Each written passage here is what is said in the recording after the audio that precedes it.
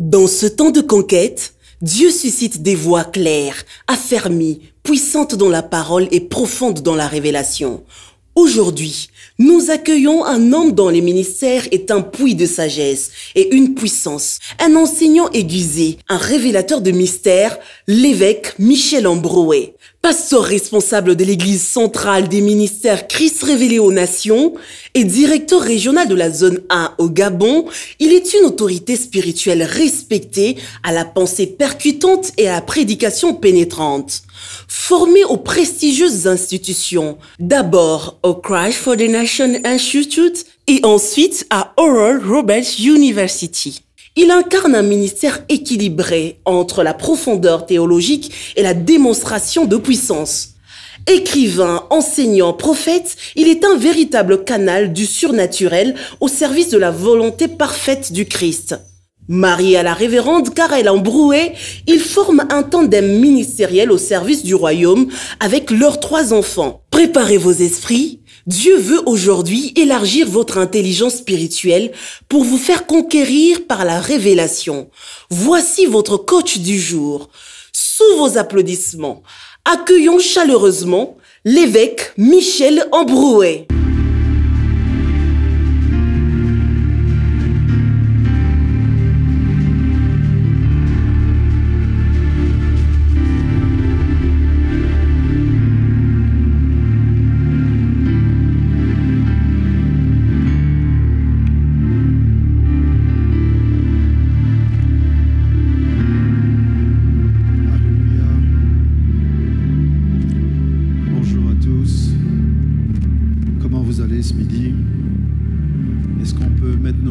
Et célébrer la présence de Jésus.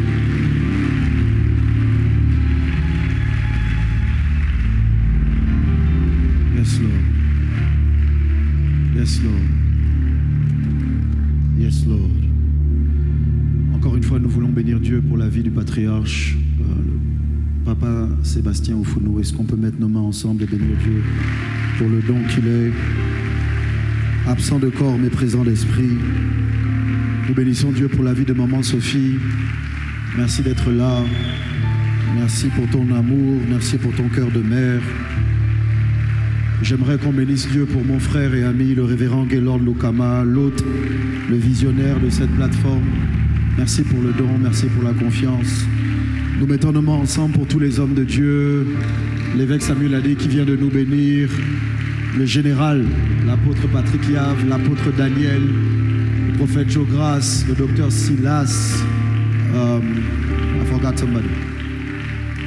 La prophétesse Esther, la révérende Karel. Acclamons bien. Là. Nous disons merci à Dieu pour les hommes de Dieu. Merci pasteur d'être là. Merci pour tous les serviteurs de Dieu qui sont là et qui ont fait le choix d'être participants. C'est souvent difficile pour les hommes de Dieu de s'asseoir et d'écouter d'autres hommes de Dieu. Mais votre humilité précède une gloire nouvelle. La Bible dit que l'humilité précède la gloire. J'aimerais qu'on bénisse Dieu pour ces serviteurs de Dieu.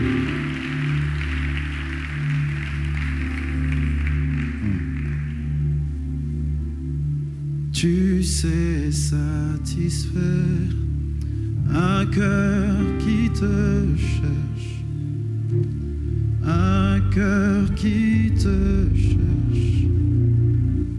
Tu en es capable. Tu sais satisfaire, tu sais. Un cœur. Un cœur. Tu en es capable. Une dernière fois, dis-lui, tu sais satisfaire.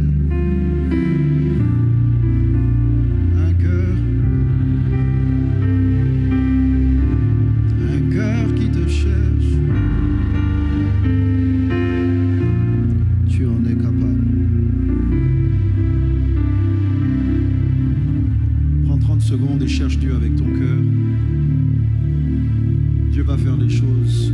Dieu va poursuivre ce qu'il a commencé depuis mardi.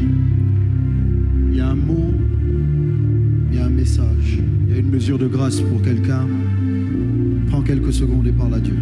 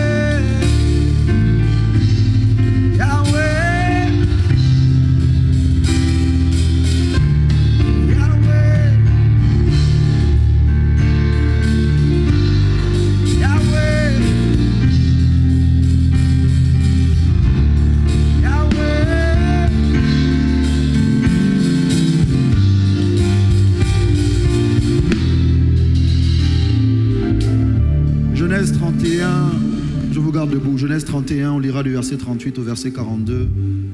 C'est mon texte introductif. Ce ne sera pas mon texte de base, c'est mon texte introductif. Pour les autres textes, vous serez assis. Genèse 31, 38 à 42.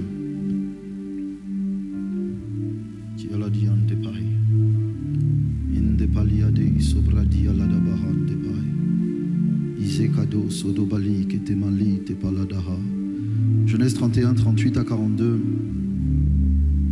Si vous y êtes, dites Amen. Nous faisons la lecture ensemble. 1, 2, 3. Que j'ai passé chez toi tes brebis et tes chèvres n'ont point avorté, et je n'ai point mangé les béliers de ton troupeau. Je ne t'ai point rapporté de bêtes déchirées, j'en ai payé le dommage. Tu me redemandais ce qu'on me volait de jour et ce qu'on me volait de nuit. La chaleur me dévorait pendant le jour et le froid pendant la nuit, et le sommeil fuyait de mes yeux. Verset 41. Voilà 20 ans que j'ai passé dans ta maison. Je t'ai servi 14 ans pour tes 2 filles et 6 ans pour ton troupeau, et tu as changé 10 fois mon salaire. Si je n'eusse pas eu pour moi le Dieu de mon père, le Dieu d'Abraham, celui que craint Isaac, tu m'aurais maintenant renvoyé à vide. Dieu a vu ma souffrance et le travail de mes mains. Et hier, Père, parle et je parlerai. Donne clarté et précision à mes propos. Donne-moi de ne pas parler comme un homme qui s'appuie simplement sur son savoir, sa sagesse et son intelligence. La Bible dit c'est poussé par l'Esprit que les hommes ont parlé de ta part. Pousse-moi, Saint-Esprit, et je promets de te rendre la gloire. Amen. Prenez place, merci.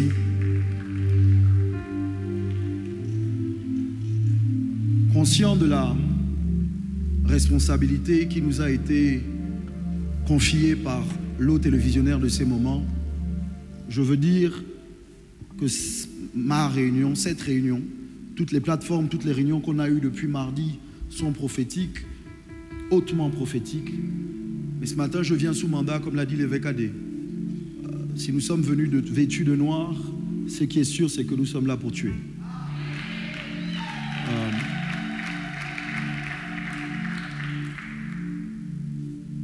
Dans son administration, tout à l'heure, il s'est attaqué à la mort. De telle sorte que la mort soit obligée de relâcher. Dites Amen. Alors moi, ce matin, je viens sous mandat pour tuer. Pour tuer ceux que Dieu ne veut pas laisser vivre.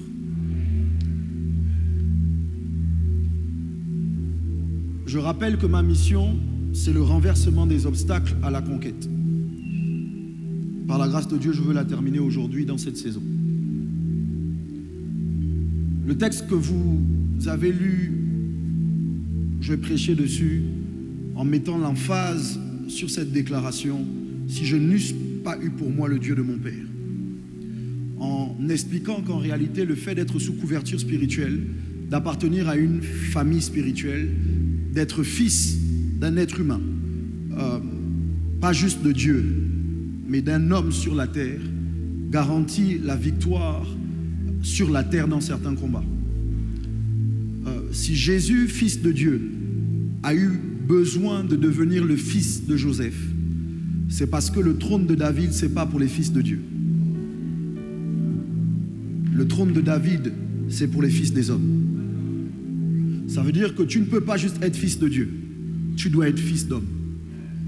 Ce qui te donne le droit de régner et de dominer sur la terre, ce n'est pas ta filiation avec Dieu dans les cieux, mais c'est ta filiation avec quelqu'un sur la terre. Dites Amen. Alors j'ai prêché et j'ai déjà parlé sur ce texte en mettant l'emphase sur la potence de la filiation spirituelle, le pouvoir de la filiation spirituelle. Mais la question que je me suis posée alors que Dieu a ouvert mes yeux à nouveau sur ce texte, l'Esprit revenait dessus. Si je n'eusse pas eu pour moi le Dieu de mon Père, tu m'aurais renvoyé à vide. Si je n'eusse pas eu pour moi le Dieu de mon Père, tu m'aurais renvoyé à vide. Ça veut dire que ce que Jacob annonce, ce que Jacob déclare à Laban, c'est que s'il n'avait pas pour lui le Dieu de son père, sa situation aurait été pire. Il dit que s'il n'avait pas eu pour lui le Dieu de son père, il aurait fini sans rien. Vous me suivez? Ça veut dire que ce qu'il a aujourd'hui, Jacob dit, je l'ai parce que j'ai pour moi le Dieu de mon père.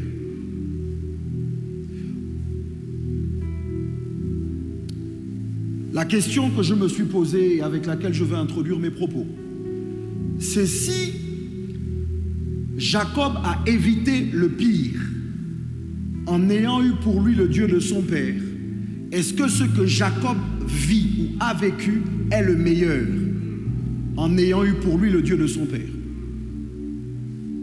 Ça veut dire que si sans Dieu ça aurait été pire, est-ce que ça n'aurait pas pu être meilleur avec Dieu? En d'autres termes, est-ce que Jacob était obligé de passer 20 ans chez Laban pour avoir 2 femmes? En réalité, il a travaillé 14 ans pour une femme. Il a travaillé 6 ans et on a changé 10 fois son salaire. Ça veut dire que Jacob dit que tout ce qu'il vit, si Dieu n'était pas là, il aurait eu pire. Mais ce que moi je veux dire à Jacob, c'est que ce n'est pas normal que tu aies eu ça avec Dieu. Normalement, tu n'aurais pas dû travailler 14 ans pour une femme. On n'aurait pas dû changer ton salaire 10 fois. Vous m'entendez ou vous m'entendez? Ce que je suis en train de dire, c'est est-ce que quelqu'un peut faire mieux que toi avec ce que tu as? Si on donne ce que tu as à quelqu'un d'autre, est-ce que sa vie va ressembler à la tienne? Si on lui donne le père spirituel que tu as, si on lui donne l'église que tu as, si on lui donne le travail que tu as, si on lui donne la famille que tu as, si on lui donne l'époux ou l'épouse que tu as, est-ce que vous serez égaux? Si on le met exactement là où toi tu as vécu, si on le sort des mêmes entrailles que les tiennes, est-ce que vous serez égaux? Regarde quelqu'un à côté de toi, demande-lui, est-ce que tu es sûr que ce que tu vis c'est le meilleur? Vous ne m'entendez pas. Ce que je suis en train de vous dire, c'est que je me pose des questions sur ce qu'on appelle le résultat avec Dieu. Parce que j'ai le sentiment que ce n'est pas Dieu qui produit ce genre de résultat. Le docteur Silas nous a dit que si ce n'est que Dieu, il gagne toutes ses batailles. Mais qu'il y a des batailles que Dieu perd parce qu'il est associé à nous. Mon Dieu. Reste sur Yahweh Sabaoth, s'il te plaît. Dans le contexte de ce qu'on vit, général, Jacob a vécu 20 ans chez Laban pour avoir ce qu'il a. Mais quand il rencontre son frère jumeau, qui n'a pas vécu chez Laban pendant 20 ans, qui est sorti des mêmes entrailles et qui n'a pas eu la bénédiction qu'il a eue, c'est Jacob qui se prosterne 7 fois. Ça veut dire que Ésaü a réussi à faire avec moins que ce que Jacob avait, plus que ce que Jacob a fait.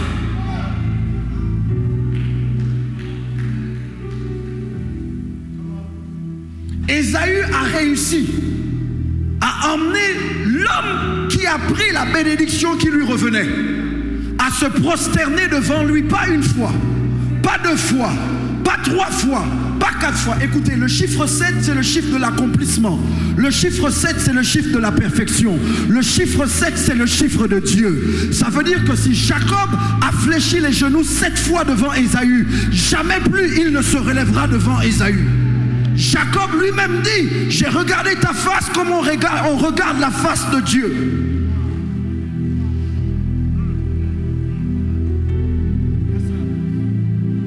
Il y a des gens qui ont moins que toi, mais qui font plus que toi. Le problème n'est donc pas mon Dieu, mon roi. Si je n'eusse pas eu pour moi le Dieu de mon père, et je me rends compte qu'en vrai, Jacob, quand il sort de chez Laban, Jacob est malheureux. Avec Dieu, Jacob a épousé une femme qu'il ne voulait pas épouser. Avec la bénédiction sur sa vie, Jacob a vu qu'on a changé son salaire 10 fois. Ça veut dire, pasteur, que Dieu semble ne pas favoriser dans la vie de Jacob la justice. Je vais dire ça différemment. Dieu semble laisser l'injustice se faire dans la vie de Jacob. Pourtant, Jacob dit, j'ai Dieu avec moi. L'apôtre Paul dit, si Dieu est pour vous, qui sera contre vous? Si Dieu est avec vous, que peuvent vous faire les hommes? La question que je veux vous poser, ce que je voudrais vous suggérer ce midi, c'est que Dieu n'était pas avec Jacob.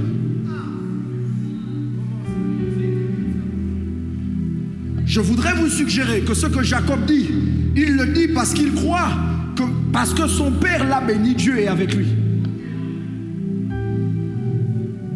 Eh Dieu. Je veux vous dire que parfois, la bénédiction ne veut pas dire que Dieu est de votre côté. La bénédiction parle de ce que vous allez devenir, pas de ce que vous êtes. Je veux vous déranger ce midi. Et je veux vous dire qu'au final, ce que nous devons chercher, c'est pas d'avoir Dieu avec nous, mais c'est d'être avec Dieu.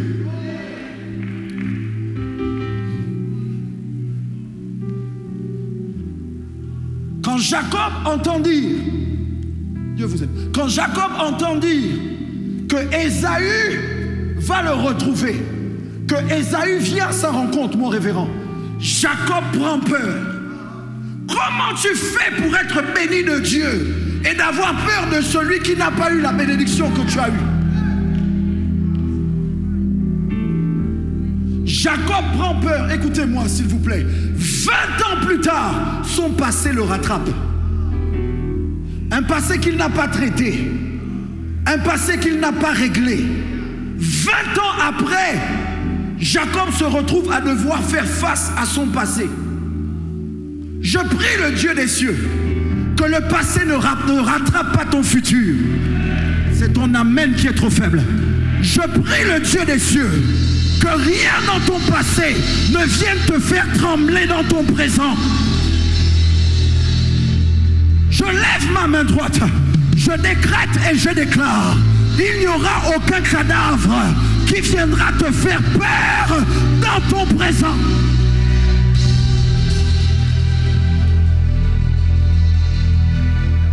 Jacob entend dire, il ne voit pas, il entend dire. Il y a des choses, dès que tu les entends, tu prends peur. Mon Dieu, le diable est capable, rien que par un son, rien que par un bruit, rien que par une parole, à t'emmener à perdre la paix alors que tu es béni, alors que tu es marié, alors que tu as des enfants, alors que tu as des biens, parce qu'il y a des choses que la bénédiction ne règle pas.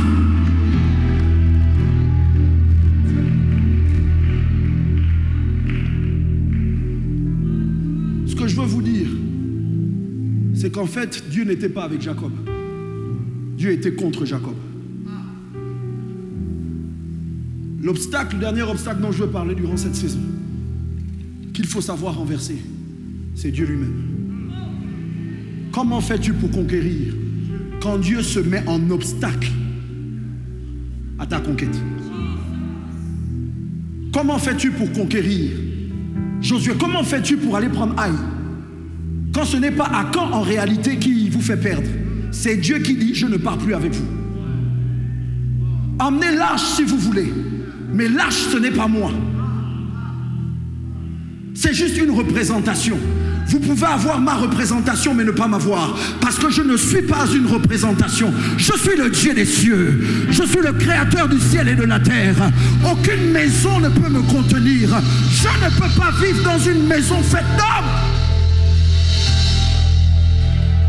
Des mains d'un homme. Jacob a les mots. Jacob, sachant qu'Ésaü arrive, Jacob va se tenir seul. Il y a des jours, il y a des moments dans la vie quand tu es conscient que le passé rattrape ton futur, que béni tu pleures, que marié tu n'es pas heureux, marié tu n'es pas heureuse, les enfants sont là, le travail est là, l'argent est là, mais tu n'as pas la paix. Mon frère, ma soeur, c'est le moment de renvoyer tout le monde. C'est le moment de dire à ton mari, je t'aime bébé, mais là, il y a quelque chose dont j'ai besoin que tu ne peux pas me donner. Je t'aime ma femme, mais j'ai besoin de quelque chose que tu ne peux pas me donner. Mes enfants, je suis reconnaissant à Dieu pour vos vies, mais j'ai besoin de rencontrer celui qui m'a donné les enfants. Parce que s'il est capable de me donner les enfants, il est capable de me donner la paix. Je m'apprête à rencontrer Ésaü. Si je ne cherche pas Dieu, Ésaü va me tuer avec mes femmes et mes enfants. Ésaü va prendre mes biens. Je ne sais pas à qui je parle ce midi, mais je suis venu dire à quelqu'un, c'est le moment de laisser les gens, c'est le moment de te déconnecter des réseaux, c'est le moment de disparaître, parce que la conquête demande que tu rencontres le Dieu de la conquête. La conquête demande que tu rencontres celui qui ne doit pas être ton obstacle, mais qui se tient devant toi et qui dit tu ne passeras pas.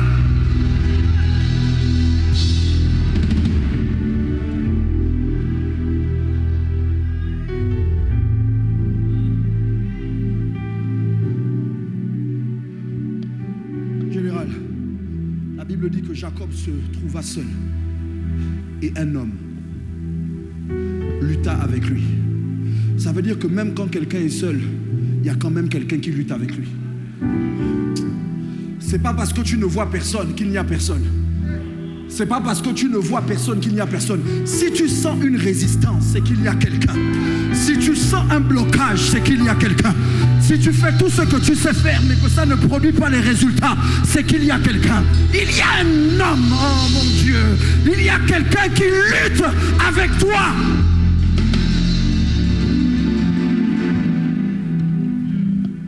Qui lutte contre toi dans ton mariage. Qui lutte avec toi dans tes affaires. Qui lutte avec toi dans le ministère. C'est pas qu'on ne sait pas parler, mais il y a des gens qui parlent moins bien que nous, qui ont des ministères plus grands que nous. C'est pas qu'on ne sait pas, c'est pas que tu n'es pas belle ma soeur, mais il y a des femmes qui sont moins belles que toi, qui ont des mariages stables. Donc en réalité, il y a des gens qu'on ne voit pas, mais qui luttent avec nous.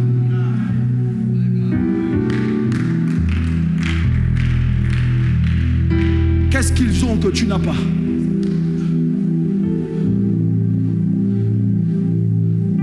Les gens te regardent et t'envient sans connaître tes luttes. Jacob se trouva seul. Et la Bible dit que Jacob lutta. Jacob lutta. Jacob lutta. Jusqu'au lever du soleil. La personne qui lutte avec lui a un timing. Mon Dieu, mon roi. Elle dit que laisse-moi partir parce que le soleil est en train de se lever. Ça veut dire qu'il y a des... Il y a donc des saisons qui arrivent dans la vie de quelqu'un où la lutte doit s'arrêter.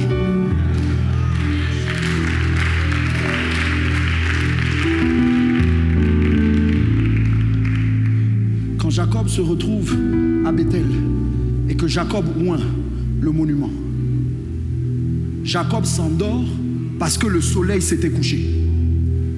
Mais la prochaine fois que Jacob se retrouve à se battre, la première fois il était sur un lieu, il ne savait pas ce que représentait le lieu, il a été pris par surprise. Mais 20 ans plus tard, Jacob dit je ne ferai pas la même erreur. Jacob se retrouve à lutter avec quelqu'un. Cette fois-ci, ce n'est pas le soleil qui dicte la position de Jacob, c'est Jacob qui dicte le lever du soleil. Est-ce que je peux vous parler? Il faut donc que tu saches que ce n'est pas la saison qui va te rendre prospère. Ce n'est pas la saison qui va te rendre fort. Ce n'est pas la saison qui va te donner de l'avance. En réalité, c'est toi qui dois dicter à la saison dans laquelle tu te trouves. Dans quelle saison tu es? Je dis même si le soleil ne s'est pas levé, mais que toi tu t'es levé, le soleil doit se lever.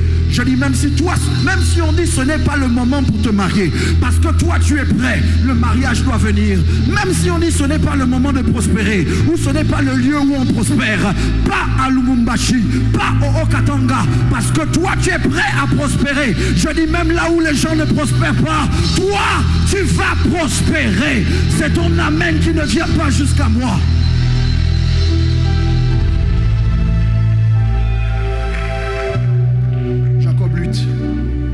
Jacob lutte.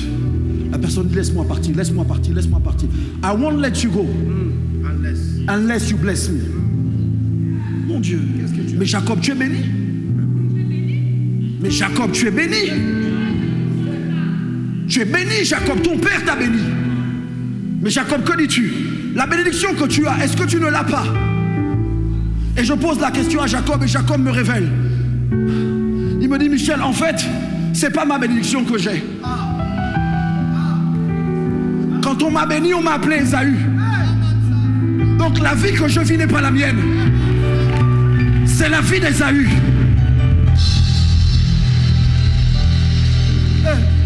Je me rends compte qu'en acceptant un nom qui n'est pas le mien, j'ai vécu une vie que je ne devais pas vivre. Et j'en ai marre de faire semblant d'être qui je ne suis pas. J'en ai assez qu'on me traite alors que je ne suis pas le genre de personne qu'on doit traiter comme ça.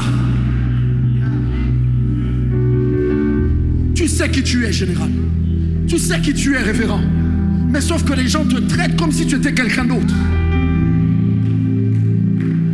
Quand toi tu arrives, la personne qui sourit fronce le visage. Elle ne te connaît pas. Mais il y a quelque chose sur ton visage. Il y a quelque chose autour de toi qui fait qu'en réalité, on ne te reçoit pas comme on devrait te recevoir. Dieu te résiste. Je vais vous montrer un texte avant d'avancer.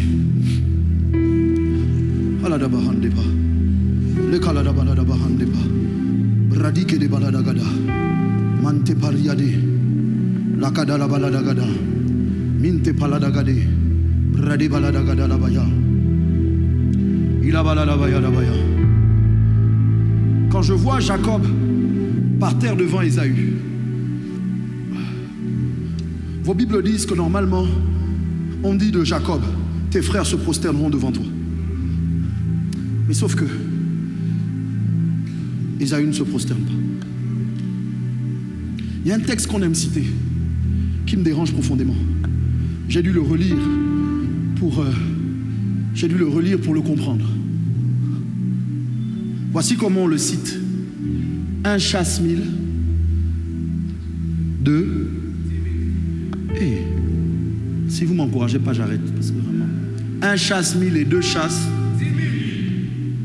Alors ce texte, cette citation, cette phrase n'est pas exacte. Déjà, vous devez être dérangé. Parce que quand on cite le texte, nous, ce qu'on dit, ou ce sur quoi on met l'accent, c'est la force de la synergie. Si le révérend Gaylord tout seul chasse 1000, lui et moi ensemble, on chassera 10 000. Vous me suivez? Mais donc ça veut dire que la personne seule doit être capable de vaincre 1000. Je vais vous dire ça différemment. Ça veut dire que la personne qui chasse 1000 a plus de force, a plus de valeur que 1000 soldats. Donc il y a des gens qui sont plus forts que 1000. Vous les voyez seuls, mais ils ne sont pas seuls. Parce qu'en eux, il y a plus que 1000. On nous a appris, et c'est Élisée qui nous l'apprend. On l'entoure alors qu'il est sur la montagne. Il est avec son serviteur. Le serviteur panique parce qu'il voit l'armée. Élisée lui dit ne panique pas. Il dit ceux qui sont avec nous sont plus nombreux que ceux qui sont avec eux. Donc le combat ne dépend pas de contre qui tu te bats, mais de qui accompagne les personnes qui te battent contre toi. C'est une affaire d'alliance, c'est une affaire d'association, c'est une affaire de partenariat. Avec qui te bats-tu quand tu te bats?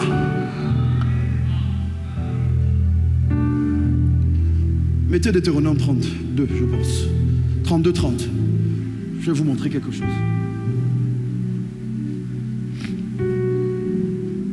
Et on va courir. Je sens une grâce ce midi qui a été introduite par là, qui a été libérée par l'évêque Adé, dans laquelle je veux couler. Et on va prier. Deutéronome 32, 30, lisons 1, 2, 3. Comment un seul en poursuivrait-il 1000 et 2? Donc c'est une question. Ce n'est pas une déclaration générale. C'est une question. Comment une personne peut chasser 1000 et 2 peuvent chasser 10 000? La réponse.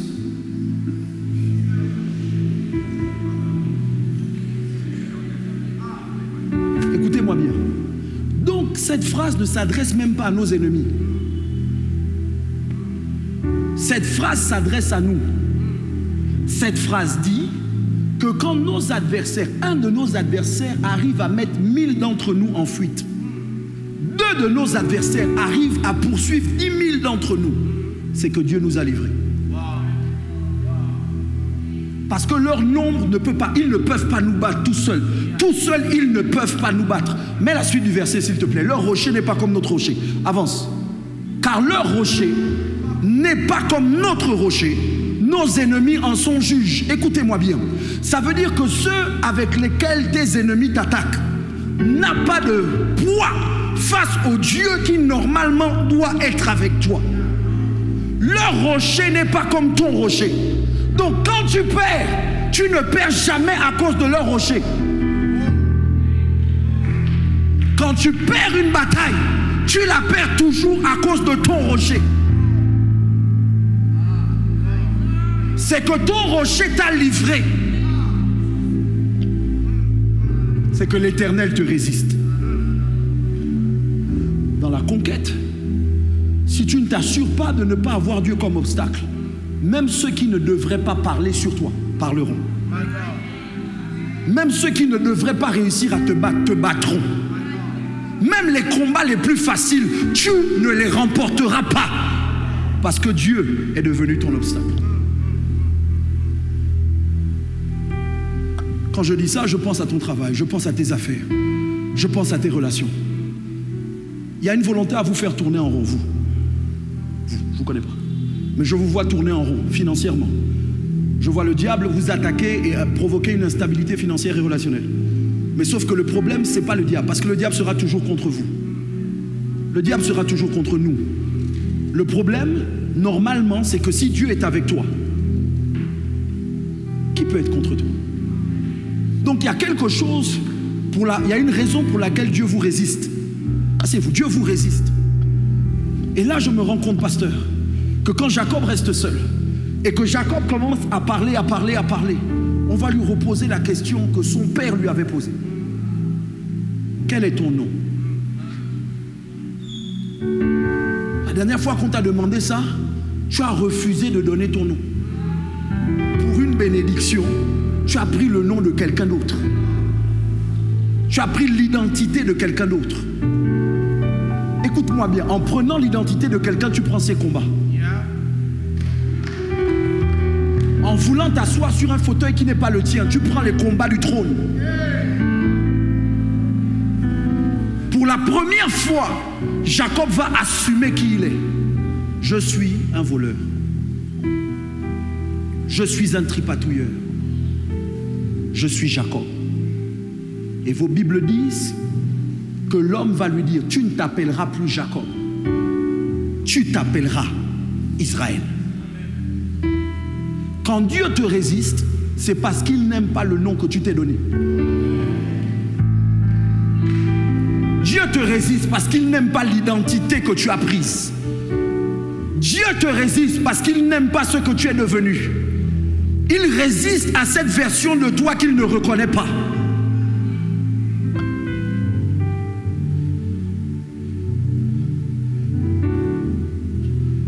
Évêque,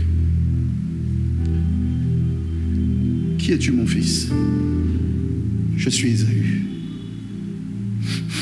L'odeur, c'est celle d'Ésaü. La voix, c'est celle de Jacob. Je te bénis de la bénédiction d'Ésaü. Parce qu'au final, qui s'est prosterné? C'est Jacob. Malgré le fait qu'il ait la bénédiction d'Ésaü, Jacob se prosterne. Ésaü a donc réussi à reprendre ce qui était à lui. Je dois vous montrer ça parce que vous parlez souvent mal d'Ésaü, il faut que je vous aide un peu. Je vais prêcher sous peu, je commence, mais j'ai besoin que vous m'entendiez. J'ai besoin que vous compreniez ces concepts.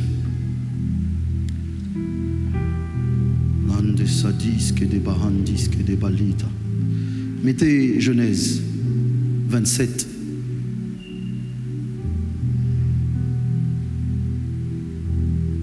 À partir du verset 34.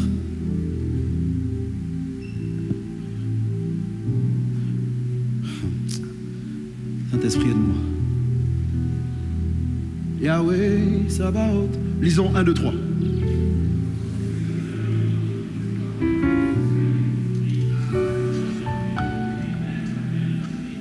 Plein d'amertume, il dit à son père, bénis-moi aussi mon père.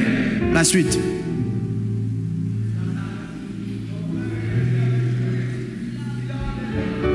Il a enlevé quoi? Ta bénédiction. La suite. Est-ce que c'est parce qu'on l'a appelé du nom de Jacob qu'il m'a supplanté 2 fois? Il a enlevé mon droit d'aînesse et voici maintenant qu'il vient d'enlever ma bénédiction. Et il dit, n'as-tu point réservé de bénédiction pour moi? La suite. Lisez bien. Voici, je l'ai établi ton maître. Je l'ai pourvu de blé. Que puis-je donc faire pour toi, mon fils? Verset 38.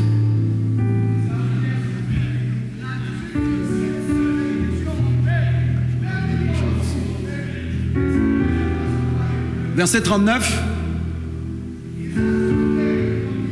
Stop. Ce qui va suivre, c'est une bénédiction. Tout ce qu'on va lire, c'est la bénédiction que Ésaü a réussi à prendre d'Isaac. Alors qu'Isaac avait dit, c'est fini, je l'ai béni. Je sais que vous lisez ça comme étant une malédiction, mais lisez bien. 1, 2, 3, lisons. Ça, c'est mauvais. Ça, c'est mauvais. La suite. Ça, c'est mauvais. Ça aussi, c'est mauvais. Mais, dites mais. Dites bien mais. Non, j'ai besoin que vous prêchiez avec moi. Dites mais. Mais annule tout ce qui vient avant. J'ai dit tout ça sur toi. Mais. Que quelqu'un crie mais. Non, tu ne le cries pas parce que tu ne vois pas tout ce qui a été déclaré négativement contre toi à un mais. Oh. Dis mais. On a dit que tu n'enfanteras pas. Dis mais. On a dit que tu ne prospéreras pas. Dis mais. On a dit que tu n'évolueras pas. Dis mais. On a dit que tu ne seras pas béni. Dis mais. Voilà la bénédiction. Mais en errant librement, ça et là, tu briseras son joug de dessus ton cou.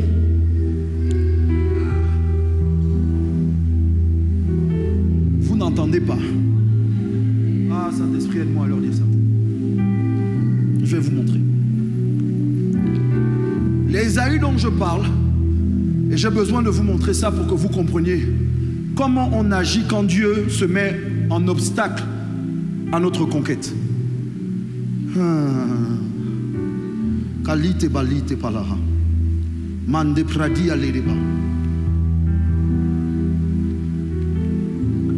You guys can preach with me. Regarde quelqu'un à côté de toi. Dis-lui, toi tu es béni. Toi tu as eu tes parents de ton côté.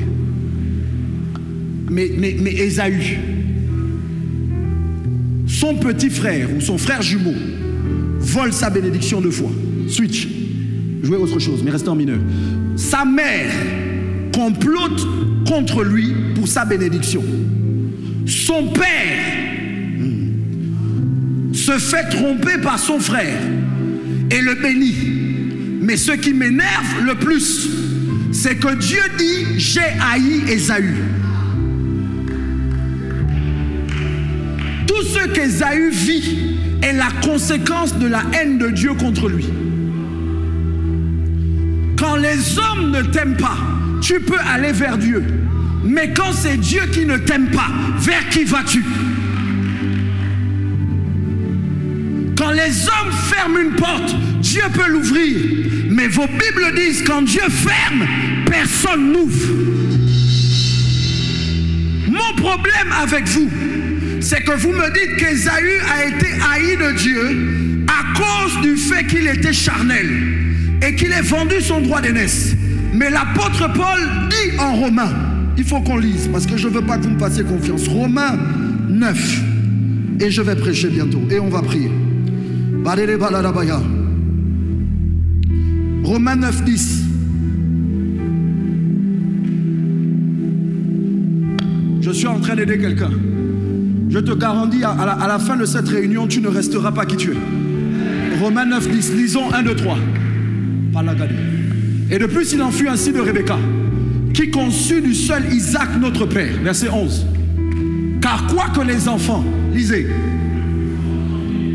et qu'ils n'eussent fait ni bien, afin que le dessein d'élection de Dieu subsistât, sans dépendre et par la seule volonté.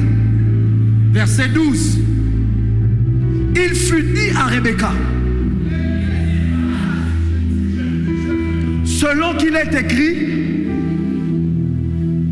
13. Tu n'as rien fait. Tu n'as pas dit un mot. Tu n'es même pas encore dans le ventre de ta mère, mais Dieu a déjà de la haine pour toi.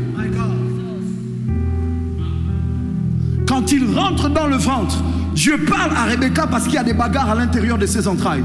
Et il dit, comme tu l'as dit, ce ne sont pas des enfants, ce sont des nations. Le plus grand sera assujetti au plus petit. Ça veut dire qu'en vrai, la bénédiction que Jacob prend, Dieu a dit c'est celle de Jacob. Mais d'un point de vue humain, c'est le plus grand qui devrait l'avoir. Ça veut dire que le vrai comploteur dans l'histoire d'Ésaü, ce n'est pas sa mère, ce n'est pas son père, ce n'est pas son frère, c'est Dieu lui-même. Ils ne sont pas encore nés, mais Dieu a de la haine pour Jacob, pour Ésaü, et il a de l'amour pour Jacob. Ça me dérange, apôtre, parce que vous m'avez dit que Dieu est amour. Pas qu'il a l'amour, qu'il est. Ça veut dire qu'en lui, il ne peut pas y avoir de haine. Mais sauf que Dieu a trouvé le moyen d'avoir quelque chose qui n'est pas en lui, pour quelqu'un. J'ai haï. Une ex te dit, je te hais. C'est une ex. Tes parents te disent, je te hais. Ça fait mal. Mais ce sont tes parents. Dieu te dit, je te hais. Tu fais comment? Maintenant, je veux parler aux gens que Dieu hait dans la salle. Dieu m'a envoyé ce midi, non pas pour m'adresser au Jacob, pour m'adresser au Ésaü. Il y a des choses que tu vis, je te dis la vérité, tu n'as rien fait. Il y a des gens qui ont fait pire que toi et qui sont plus loin que toi. Je veux parler à quelqu'un ce midi et te dire en vérité, tu n'as rien fait. Avant même que tu ne sois conçu dans le sein de ta mère, pour d'autres, je te connaissais, je t'avais mis à part, je t'avais établi, mais pour toi, je te hais. Je viens parler à des gens qui se demandent pourquoi leur vie est comme elle est.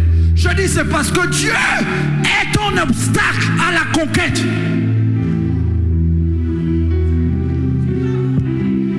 En errant ça et là, quand tu es en train de dire que ma bénédiction c'est d'être vagabond.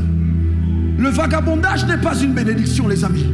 Le vagabondage est une malédiction et j'en parlerai tout à l'heure. En réalité, un vagabond est vagabond parce que la terre est fermée sous ses pieds. Si vous ne me croyez pas, demandez à Caïn. La Bible dit, tu seras, qu'as-tu fait? Qu'as-tu fabriqué, Caïn? La terre qui a bu de ta main le sang de ton frère, mon Dieu, ne te donnera plus sa richesse, ne te donnera plus son pouvoir. Tu seras errant et vagabond. Ça veut dire que quand tu es errant, c'est parce que partout où tu mets les pieds, la terre ne te bénit pas. La terre est contre toi. Mais c'est normal que la terre soit contre toi, si le ciel est contre toi.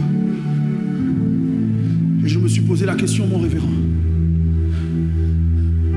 Comment ça se fait que tu donnes à un comme ligne de départ l'amour et à d'autres tu leur donnes comme capital de départ la haine? Tu dois commencer une affaire, le capital, c'est ce avec quoi tu commences. Jacob a commencé avec l'amour. Malgré l'amour de Dieu, l'amour de sa mère, la bénédiction de son Père. Celui que Dieu aime va se prosterner devant celui que Dieu est. Que quelqu'un dise pousse et je vais pousser. Non, il ne m'encourage pas bien. Que quelqu'un dise pousse et je vais pousser. Maintenant, je vais vous dire la vérité. J'ai une bonne nouvelle pour quelqu'un. Je me suis rendu compte qu'en fait, Dieu n'est pas injuste. C'est pas possible. Vos Bibles disent Dieu n'est pas injuste. Ça veut dire qu'il y a un mystère dans la haine de Dieu. Il y a un mystère dans la haine de Dieu. Il y a un mystère dans la haine de Dieu. En fait, je comprends qu'il y a des gens pour pouvoir s'en sortir dans la vie. Ils ont besoin de l'amour de Dieu. Mais il y en a d'autres, si Dieu les aime, le potentiel, le conquérant qui est en eux ne sortira pas. Donc Dieu s'organise pour pouvoir révéler ce que tu portes, pour révéler le conquérant que tu es. Dieu te hait. Parce qu'il est conscient que toi, si les choses sont trop faciles, tu ne t'en sortiras pas. Tu n'évolueras pas. Tu ne manifesteras pas ton potentiel. Dieu sait que toi, il faut que tu aies des problèmes. Il faut que tu aies des blocages. Il faut que tu aies des difficultés. Il faut qu'on mente sur toi. Il faut qu'on te trahisse. Il faut qu'on te trompe.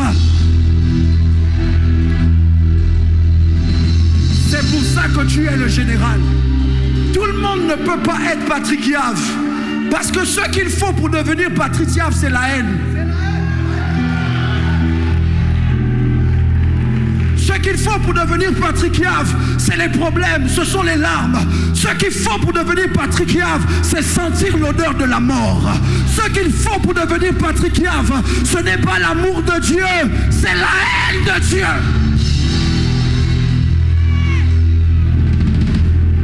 Tu ne peux pas être général si tu n'es pas un conquérant.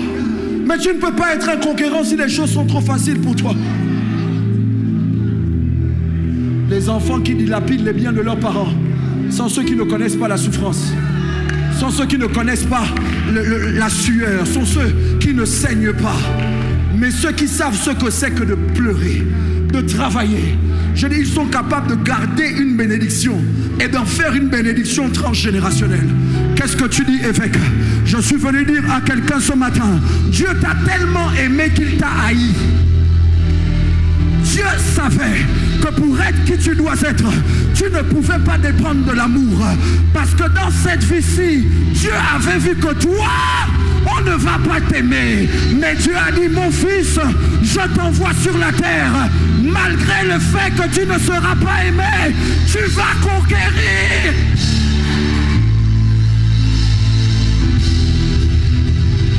Les gens parlent contre toi. Les gens s'attaquent à ce que tu bâtis. Les gens mentent sur toi. Tes parents t'abandonnent. Tes amis te tournent le dos. Les gens te trahissent. Mais Dieu sait que c'est ce dont tu as besoin pour que le lion qui est en toi se réveille. Qu'un lion rugisse dans cette maison.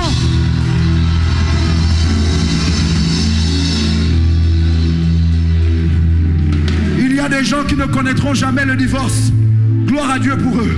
Mais il y en a d'autres sur leur chemin. C'est pas qu'ils ont voulu. Personne ne se marie pour divorcer. Mais la vérité, c'est que ce qu'ils sont, à cause de qui ils sont, il y a des choses qu'ils doivent traverser. Vous ne m'entendez pas. Il y a des gens qui ne perdront jamais aucun enfant. Mais il y a quelqu'un qui a dû enterrer son enfant.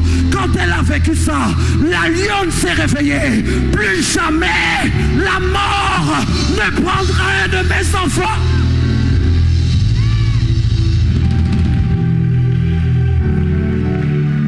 Il y a des gens qui ne peuvent pas prier pour les malades parce qu'eux-mêmes n'ont jamais été malades. Mais il y a des gens, ils savent ce que c'est que de porter une maladie dans leur corps, de souffrir dans leurs os, de souffrir dans leur chair. Et c'est cette souffrance qui te qualifie pour pouvoir avoir un ministère de miracles, un ministère de démonstration de puissance. Je ne sais pas à qui je parle, mais je suis venu réveiller un Ésaü. Je suis venu dire, ne laisse pas la haine de Dieu te stopper. Ne laisse pas la haine de Dieu t'arrêter. Même si Dieu te hait, mon frère, ma sœur, réveille-toi. Tape dans la main de 5 conquérants à côté de toi. Dis-leur, tu ne peux pas mourir là.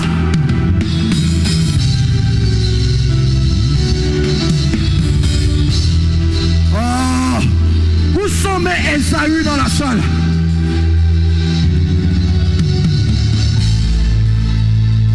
Que les Ésaü poussent un cri dans cette maison.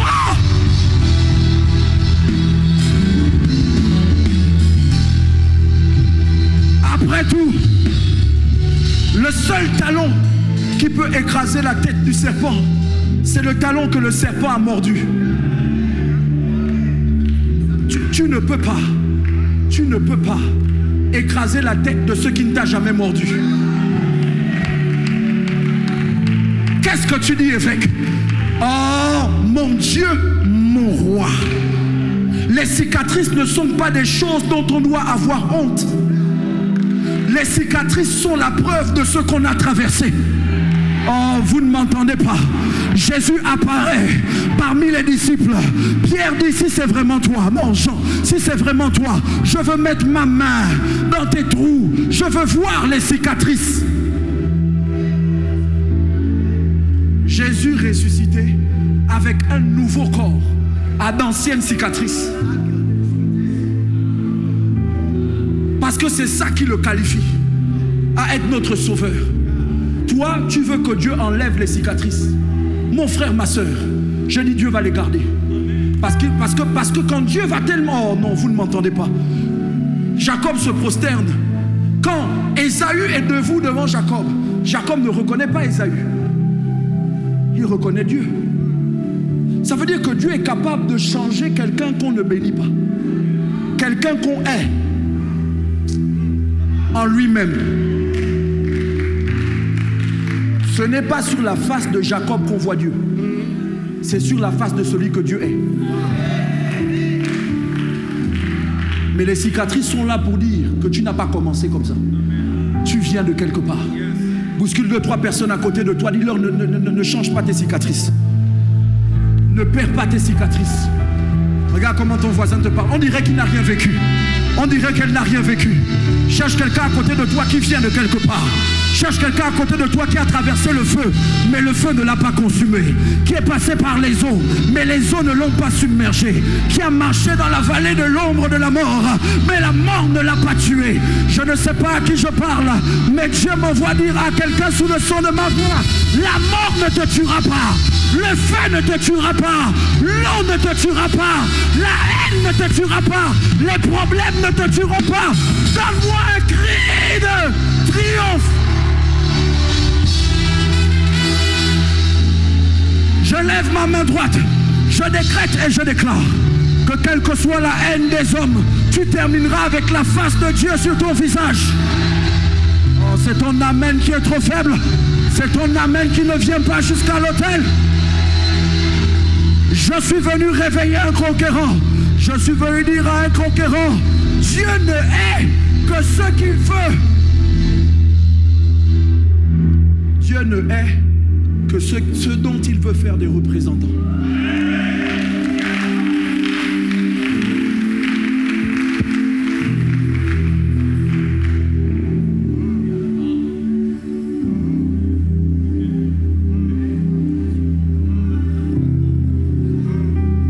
Dans mon esprit, tu termineras debout. Toi qui as pleuré à genoux pour demander la bénédiction, je dis, tu n'as peut-être pas eu la bénédiction que les autres ont, mais je dis, toi, tu termineras debout. C'est ton amen qui ne vient pas jusqu'à l'autel. Je dis, tu termineras debout. Prophète Séba, tu termineras debout. Je suis en train de dire à quelqu'un sous le son de ma voix: les hommes, oh, si la haine de Dieu n'a pas pu te tuer, la haine des hommes ne te tuera pas. Asseyez-vous, je dois vous parler, on va prier. Dites histoire, je dis histoire. Alors, histoire. Moi, Dieu ne m'a pas appelé au ministère.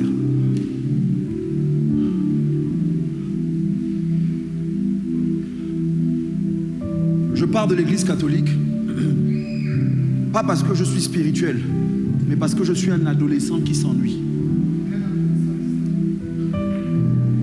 Une jeune fille m'invite au à un culte que l'évêque général à l'époque, le RT, commence. Je fais partie des premiers jeunes des ministères qui se révèlent aux nations, des ministères auxquels j'appartiens. Quand je rentre dans l'église, je n'y rentre pas parce que je cherche Dieu. J'y entre parce qu'une fille m'a invité. Et puis parce qu'il y a d'autres jeunes que je vois qui sont de mon âge. Je fais 1 an dans l'église avant de me convertir, mais pendant que je suis païen, l'évêque général fait venir un évangéliste comme orateur dans l'église. Et pendant qu'il est en train de prêcher, il parle, les démons sortent des corps, les gens tombent en transe. Je suis là, j'ai 13, 14 ans, je regarde ça. À l'époque, j'étais en 4e. On m'avait demandé, 13 ans, en 4e, on m'avait demandé qu'est-ce que tu veux faire plus tard. Le seul modèle que j'avais, c'était mon père biologique qui travaillait et qui jouait au foot les week-ends. Donc j'avais dit, je vais travailler et jouer au foot les week-ends. Mais païen, pendant que je suis dans l'église, en train de voir cet homme de Dieu chasser les démons, prier, parler avec puissance, païen, pas chrétien, païen, j'ai dit, voici ce que je veux faire. Je raccourcis l'histoire. Je suis à Abidjan en 97. Et puis lors d'une réunion, une conférence comme celle-ci, je suis dans la foule, l'homme de Dieu qui prêche fait l'appel, je tombe à genoux à ma place, je donne ma vie à Christ, je parle en langue. 97. Je me convertis avec des gens sur qui on prophétise devant moi. Tu serviras Dieu. La main de Dieu est sur toi. Ainsi parle l'Éternel à ton sujet.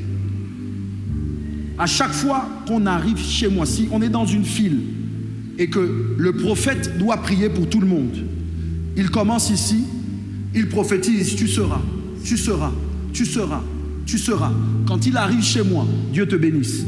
Tu seras, tu seras, tu seras. C'est-à-dire, à aucun moment, on ne me voit dans le radar. Personne ne prophétise que je suis appelé. Personne ne me dit tu serviras Dieu. Personne ne me dit tu seras. Personne ne me dit tu iras dans les nations.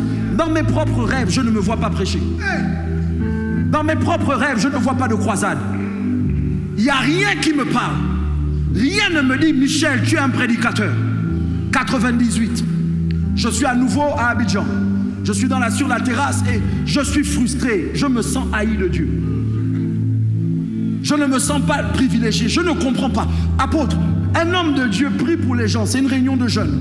Il prie pour les gens. 1, 2, 3. 1, 2, 3. Il prie pour chaque personne. Elle tombe sous onction. Quand il arrive sur moi, je ne ressens ni vent, ni feu, ni eau, rien, ni électricité. Il me passe. La prochaine personne tombe. Je me suis mis à genoux. J'ai commencé à pleurer. J'ai dit, Seigneur, fais-moi tomber. Seigneur, fais-moi tomber. Fais-moi tomber. J'entends des gens dire, ils ont vu des anges. Je n'ai jamais vu d'ange comme je vous vois. Mon propre petit frère avec qui je dors, c'est mon petit frère, on a 7 ans d'écart. On dort dans la même chambre à l'époque. Mon petit frère me réveille le matin, il dit, Michel, je dis oui. Il dit, j'ai eu une vision. Tu as vu quoi? J'ai vu Jésus. Tu as vu Jésus où? Pendant que j'étais allongé, je dormais. Jésus est apparu. Jésus m'a parlé. Dans ses yeux, il y avait de l'amour. Je dis, il est rentré dans quelle chambre? Celle où on dort, oui. Ok, mais qu'est-ce qu'il t'a dit? Il m'a parlé, mais sa voix était comme un torrent. Tellement d'amour dans ses yeux. Je dis à Dieu, Seigneur, ça ne va pas chez toi. À quel moment tu me sautes? À quel moment tu ne me vois pas? Je me retrouve à une croisade de Benny Hinn. Je suis étudiant aux États-Unis, en train de me faire former théologiquement. Je vais dans une croisade à Atlanta avec un groupe de personnes. On est à une croisade de Benny Hinn. Benny Hinn guérit les malades, les paralytiques se lèvent et marchent. À un moment, il dit qu'il va jeter l'onction. Il fait ça. Take it. On a 3 rangées devant moi, le reste derrière moi. Toutes les rangées devant moi tombent.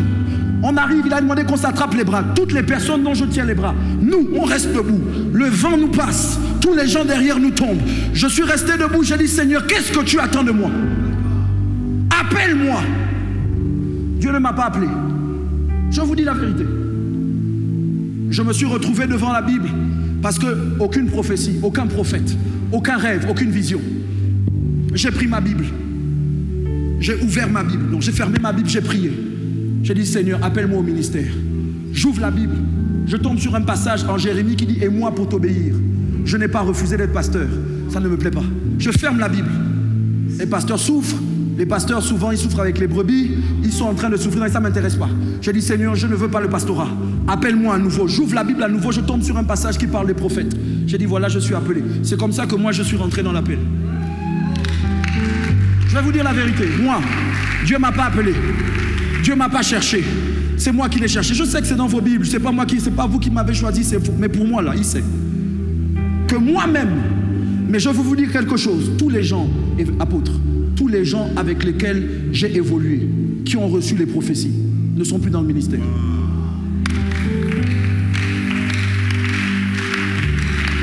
Dieu ne te donnera pas ce que tu veux. Dieu te donnera ce dont tu as besoin. Je n'ai jamais vu Jésus. Mais ce qui justifie que j'ai ce regard sur la parole, c'est parce que moi, Dieu, c'est la parole, c'est la parole. C'est la parole où j'ai puisé mon appel. C'est la parole où j'ai dû me tenir debout quand je n'avais pas de rêve. C'est dans la parole que j'ai dû me tenir debout quand je n'avais pas de prophétie. J'ai dû croire au pouvoir de la parole. C'est ce qui fait que quand moi je parle, les gens me disent, tu lis quelle Bible? Je lis la Bible de mon appel. Je lis la Bible qui m'a appelé quand aucun prophète ne prophétisait. Je lis la Bible qui m'a appelé quand Dieu ne venait pas dans mes rêves. Je suis allé le chercher dans la Bible.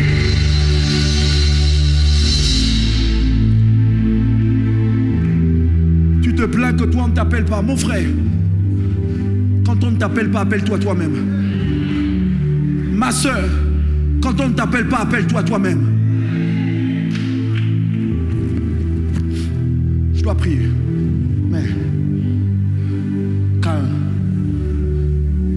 Caïn est le premier meurtrier de l'histoire de la Bible. Encore une histoire de jumeaux. Hey. Abel et Caïn ont les mêmes parents. Ils font une offrande. General, Dieu agrée l'offrande d'Abel. Caïn fait l'offrande.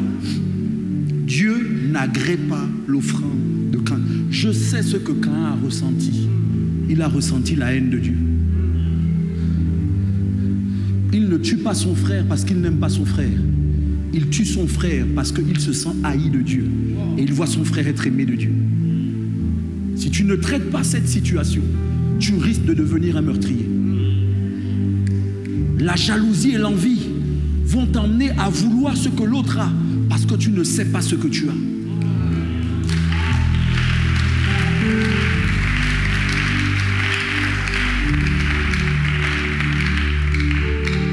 On vous dit la terre est fermée. La terre qui a bu de ta main le sang de ton frère ne te donnera plus sa richesse, son pouvoir. Mais vos Bibles terminent avec le fait que Caïn va bâtir une ville, pas une maison, une ville, pas un quartier, une ville. Et il va donner à la ville le nom de son fils. Ça veut dire que Caïn, malgré la haine de Dieu, va se marier. Malgré la haine de Dieu, sa femme va enfanter. Malgré ce que vous appelez la malédiction, son enfant va sortir du ventre, va grandir.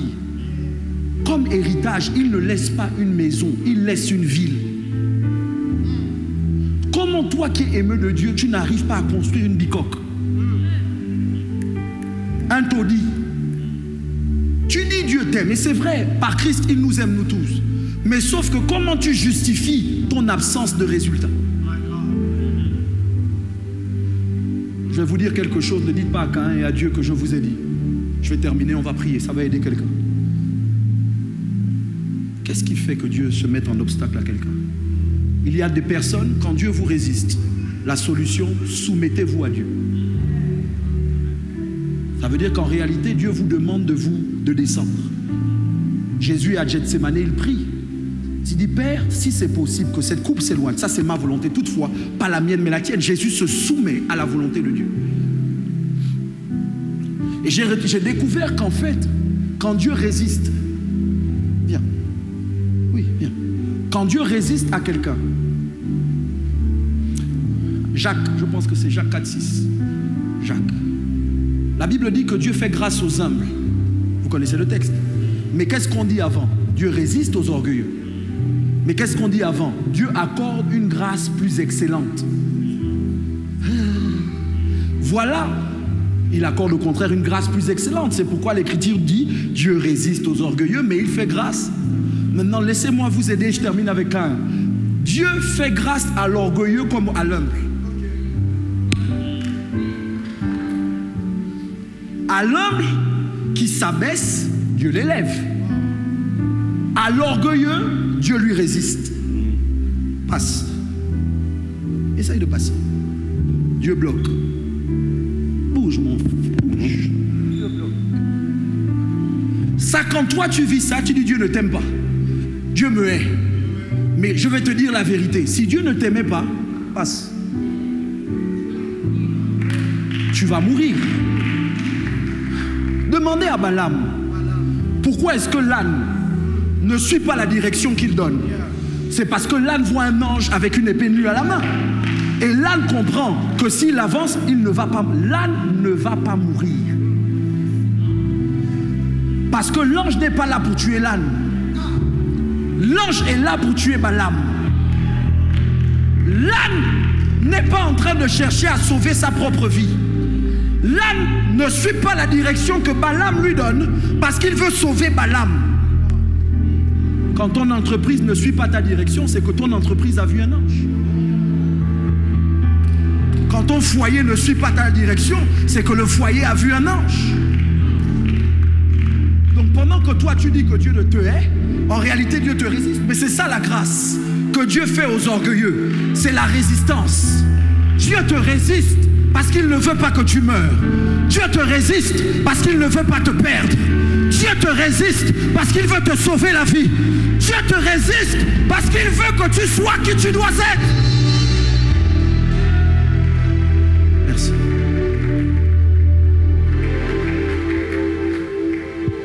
Mon frère, on va prier. Caïn dit mon châtiment est trop grand.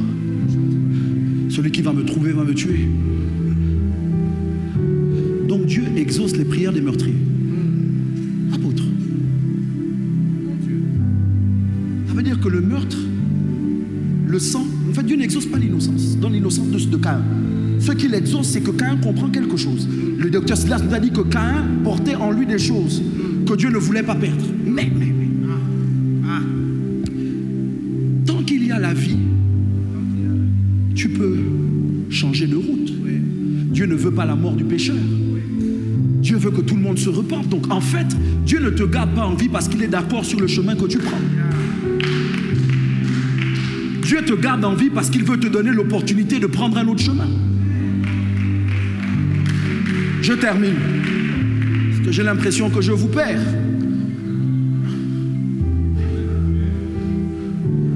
Merci. Je suis dans l'esprit. Aïe, aïe.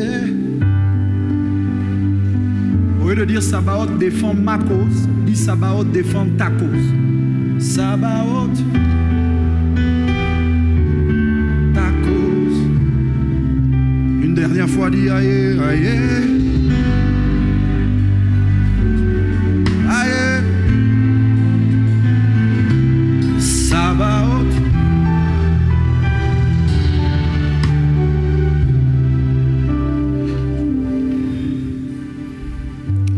J'ai découvert il y a quelque temps, je termine avec cette pensée et ensuite on prie. Je me suis dit, Seigneur, comment Caïn réussit à bâtir sur une terre qui lui est fermée? Général, le fait que la terre soit fermée veut dire que je ne peux rien faire sortir, je ne peux pas prendre de la terre les fruits. Mais ça ne veut pas dire que je ne peux pas bâtir sur la terre. Si c'est fermé, il y a toujours un moyen pour toi de dominer. Le mot Caïn, on nous a expliqué les noms. Le mot Caïn, le nom Caïn, Caïn en hébreu. Écoutez-moi bien, voici ce que ça signifie. Possession, artisan, forgeron. Ça veut dire que Caïn, c'est quelqu'un qui bâtit. C'est un artisan, c'est un forgeron. Vous me suivez ou pas? Non, si je vous ennuie, je laisse le micro, on part. Caïn veut dire artisan, forgeron. Écoutez-moi bien. Qu'est-ce qu'un forgeron faisait à être laboureur?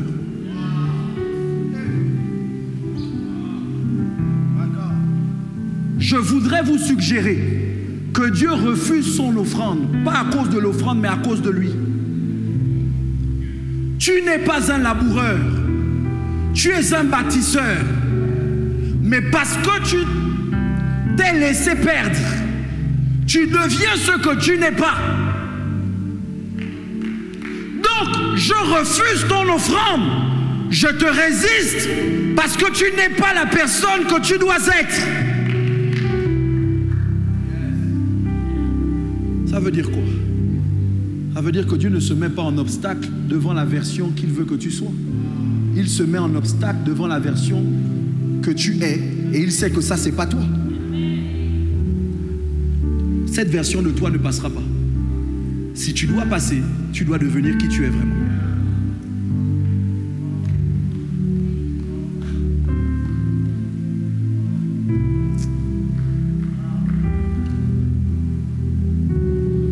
Pour qu'il devienne qui il est, on a dû rejeter son offrande. Pour qu'il devienne qui il est, on a dû lui fermer des portes. En fait, les portes que Dieu ferme, c'est une redirection.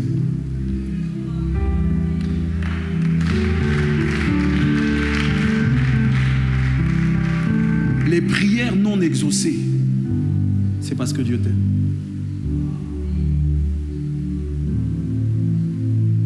Qui a déjà demandé à Dieu quelque chose ou quelqu'un? Et puis quand le temps est passé, tu t'es rendu compte que Dieu t'a sauvé la vie en ne te donnant pas la personne.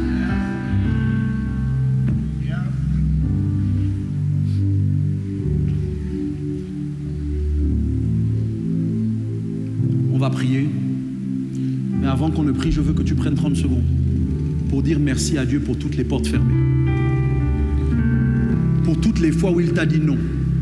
Pour toutes les fois où il t'a résisté. Pour toutes les fois où il t'a bloqué. Pour toutes les fois où il est devenu un obstacle. Dis Seigneur, merci parce que tu m'as sauvé la vie. Merci parce que tu m'as sauvé la vie.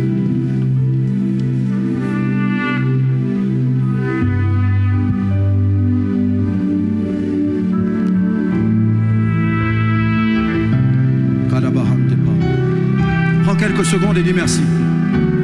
Prends quelques secondes et dis merci. Merci parce que tu n'as pas travaillé là où tu voulais travailler. Merci parce que tu n'as pas eu le visa quand tu voulais l'avoir. Tu ne serais pas là où tu es. Tu n'aurais pas la relation que tu as. Si Dieu t'avait gardé avec l'ancienne, tu ne serais pas qui tu es aujourd'hui. Dis merci à Dieu, dis merci à Dieu. Dis merci à Dieu, dis merci à Dieu. Dis merci à Dieu, dis merci à Dieu. Vas-y, vas-y, vas-y, vas-y, vas-y. Je te donne quelques secondes encore. Quelques secondes encore. Dis merci à Dieu.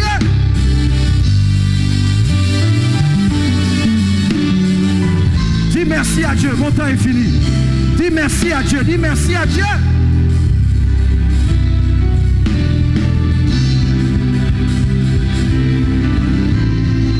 Mon Dieu, mon roi. J'entends des voix qui s'élèvent. J'entends une... Oh mon Dieu, mon roi. Pendant quelques secondes, pendant quelques secondes, pendant quelques secondes, pendant quelques secondes, qu'un parfum de reconnaissance monte. Merci de m'avoir protégé de moi-même. Merci de m'avoir protégé contre ma volonté. Vas-y, prie. Vas-y, prie. Vas-y, prie. Vas-y, prie.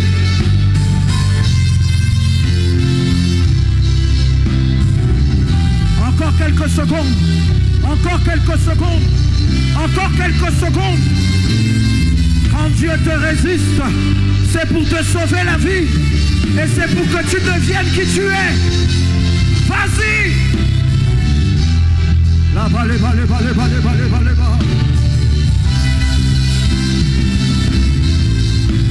La culte paliate, ragade le paliata, la basso paliate, mante paligade le ba, rasso bakata, ikalana mayala pa. Vas-y, vas-y, vas-y, vas-y, vas-y.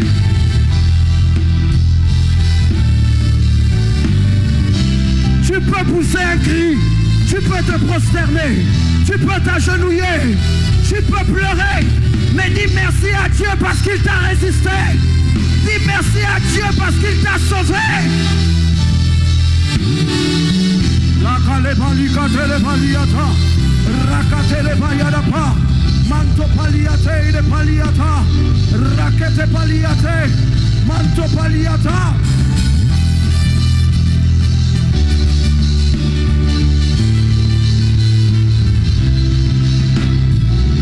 Vas-y, il te reste 15 secondes. Je veux donner ces 15 secondes à quelqu'un. Mon Dieu, lève tes mains et dis-lui merci. Sois reconnaissant.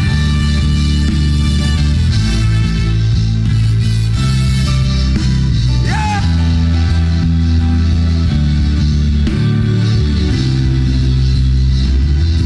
Tenons-nous debout, s'il vous plaît. Mon temps est fini et on a la masterclass, donc je vais essayer de le faire en 3 minutes, tout ce que je dois faire. On va prier. Ah là là là là. Voici la chose dont je suis convaincu. Et c'est la grâce avec laquelle je suis venu au-delà de tout ce que j'ai dit. Dieu m'a dit que les sols fermés ne nous empêcheront pas de construire. Nous ne sommes pas des laboureurs, nous sommes des bâtisseurs. Nous sommes des conquérants. Le conquérant ne se laisse pas stopper. Le conquérant s'adapte, se modifie pour pouvoir conquérir. Madekalabaha. Pour cette prière, tu as besoin de toucher le sol par le pied ou par la main, à toi de voir. Tout lieu que foule la plante de ton pied, il te le donne. Donc tu peux rester debout, tu peux mettre le pied ou la main, c'est à toi de voir. Mais on va prier. Je ne sais pas sur quelle terre tu te trouves. Je ne sais pas qu'est-ce qui a été fermé sous tes pieds. Je ne sais pas qu'est-ce qui se passe dans ta vie actuellement. Mais je viens sous mandat décréter et déclarer qu'il n'y a aucun sol fermé qui t'empêchera de bâtir un héritage. C'est ton amen qui n'est pas assez fort, ça me dérange. Je dis, là où c'est fermé pour tout le monde, je dis, toi, tu construiras. Là où c'est difficile pour tout le monde, je dis, toi, tu bâtiras. Je suis en train de prier pour quelqu'un ce midi. Lève ta main droite, répète après moi, dis, hey Yahweh, ce midi, j'ai entendu ta parole. Je décrète et je déclare que ta résistance me modifie aujourd'hui. Je deviens qui je dois être. Je suis un conquérant. Et en tant que conquérant, je bâtis. Tape tes mains 3 fois. Tape tes mains 3 fois.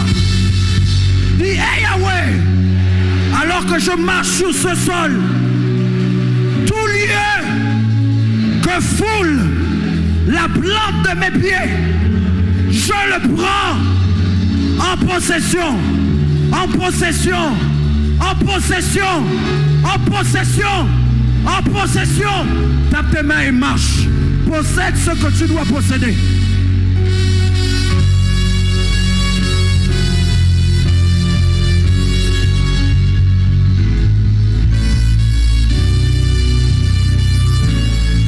C'est quelques secondes. C'est quelques secondes. C'est quelques secondes. Mon frère, tu n'as pas beaucoup de temps. Ma soeur, tu n'as pas beaucoup de temps. Possède. Possède. Possède. Possède. Possède. Possède. Vas-y, vas-y, vas-y, vas-y. Vas-y, vas-y, vas-y, vas-y. Il te reste quelques secondes. Il te... Possède.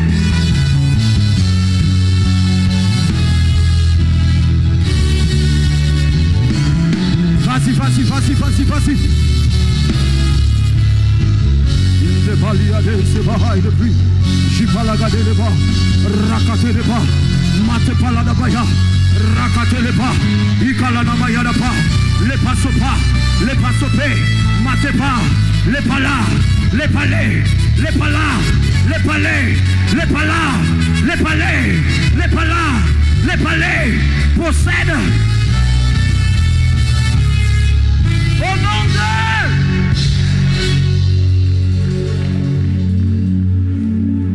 Ce que Dieu veut faire ce soir, du moins ce que Dieu est en train de finaliser, mais ce que Dieu va faire ce soir, on nous a dit d'emmener la terre. On nous a amené d'emmener l'huile. Écoutez-moi, obéissez à l'instruction prophétique. Ce soir, venez avec les éléments.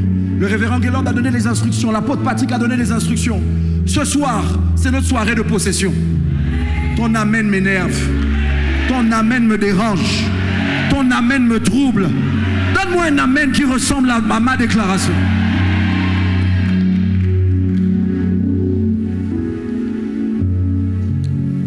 Mon dernier point de prière. Prends une offrande. Prends une offrande, prends une offrande, prends une offrande. Prends une offrande, prends une offrande, prends une offrande. C'est mon dernier point de prière. Prends une offrande.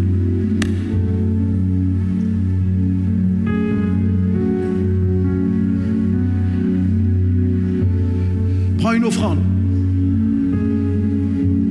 Lève l'offrande. Je n'ai pas donné de montant, mais prends une bonne offrande. Lève-la. Tu vas répéter après moi. Ensuite, tu vas déposer l'offrande sur l'autel et tu vas parler. Dis, mon Père, je décrète et je déclare. En te présentant cette offrande, je te la présente en tant que conquérant. J'accepte de devenir le premier dans ma lignée à conquérir un territoire qui n'a jamais été conquis. À partir de moi, il y aura de nouvelles personnes, une nouvelle génération de conquérants. Après moi, personne ne mendira. Après moi, personne ne sera locataire. Après moi, personne ne mourra prématurément. Après moi, personne n'échouera. Au nom de Jésus, rapidement viens déposer l'offrande et prie. Prie. Dépose l'offrande sur l'autel et prie. Le Kadibaha Dabaha. Rapidement, rapidement. Je paligade le valiata le baha. La prade paliata ya la baha. Les cadeaux soto paligade.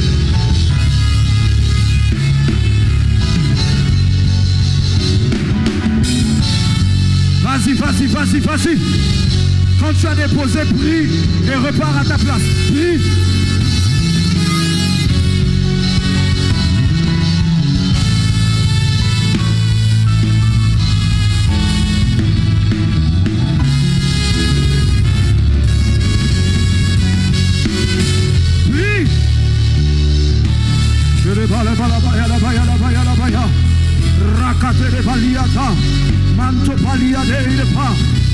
Quand vous avez prié, repartez à vos places. Rapidement, dépose et prie.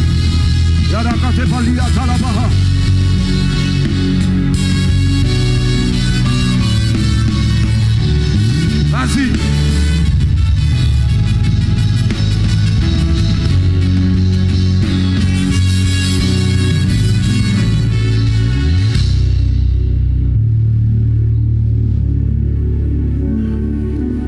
J'ai entendu une voix. En fait, j'ai entendu plusieurs voix.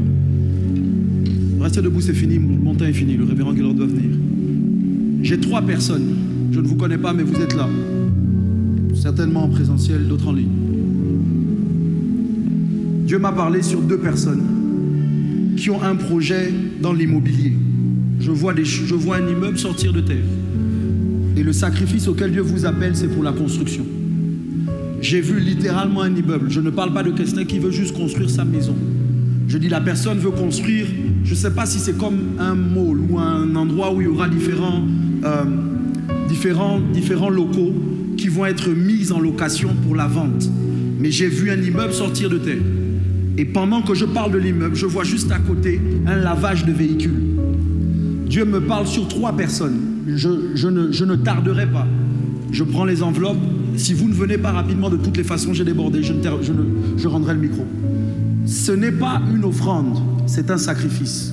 Ça veut dire que les personnes que j'appelle vont peut-être devoir vider leur compte, saigner, casser leur épargne. Mais clairement, Dieu m'a parlé et je ne joue pas avec ça. Il y a 2 personnes sous le son de ma voix. Dieu vous appelle à sacrifier 10 000 $. C'est 2 personnes. Il y a une personne, c'est 5 000. C'est tout. Je n'ai pas d'autre appel. Vous êtes ici sous le son de ma voix. Dieu vous appelle. Ce que ça veut dire, c'est quoi? Dieu vous appelle à la mort. Les 10 000 $, vous les avez. Ce n'est pas de l'argent que vous n'avez pas. C'est dans le compte.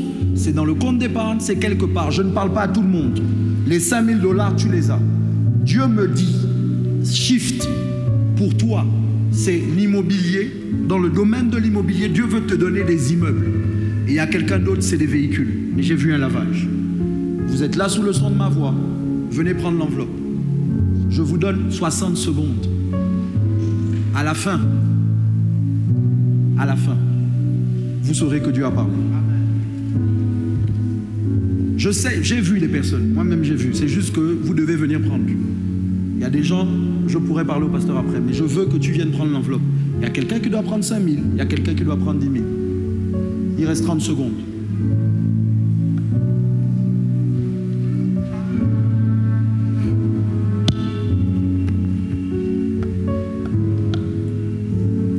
Pour ça, je ne me trompe pas. En vérité, je vous le dis. Il reste 10 secondes.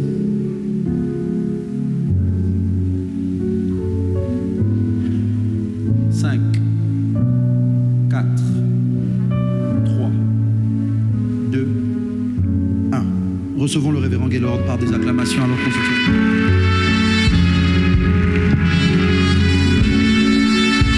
Est-ce que nous pouvons acclamer très fort?